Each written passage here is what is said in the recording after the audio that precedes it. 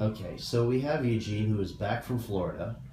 He's one of the few patients that I've done maxillomandibular advancement and multi-level surgery for, and chose to fly across country within a week of surgery. Drive, oh my gosh, it's even more impressive.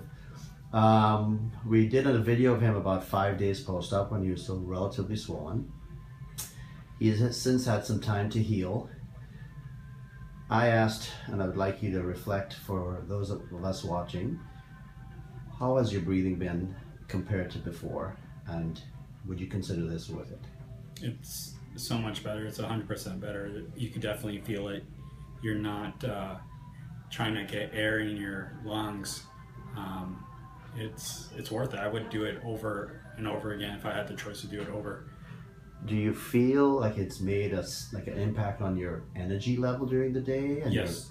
When I wake up, I'm not tired. I'm not pressing that snooze button. I'm ready to work. Yeah, that's awesome. I know you're a busy, very motivated guy.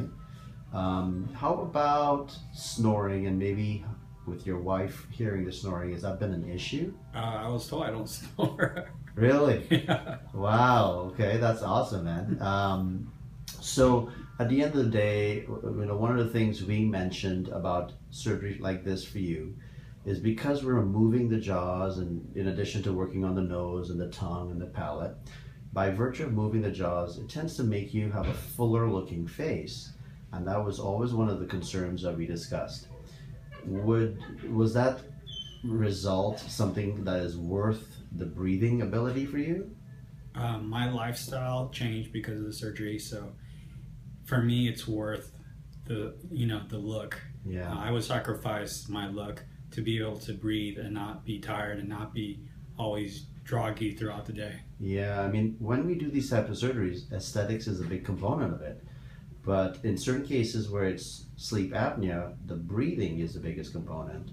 So that kind of trumps aesthetics in some ways, and sometimes it's hard not to get that full look. You are headed back, I think, to Florida. Yes. And we're still going to want to touch bases with you, but I don't see any issues other than you getting to, open a little wider.